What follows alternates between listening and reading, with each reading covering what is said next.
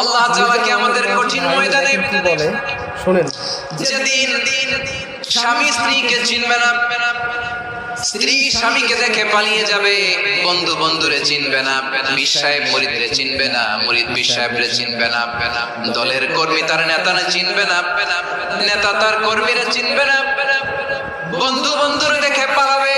কঠিন মুহূর্তে সূর্যটা মাথার কাছে চলে আসবে, জমিনটা তামার জমিন হবে।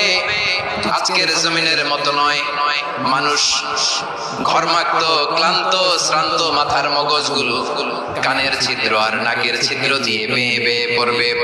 বিশ্বনবী ফরমান, কিয়ামতের ওই কঠিন ময়দানে 7 শ্রেণীর ব্যক্তিকে রব্বুল আলামিন তার আরশের নিচে ছায়া দিবেন।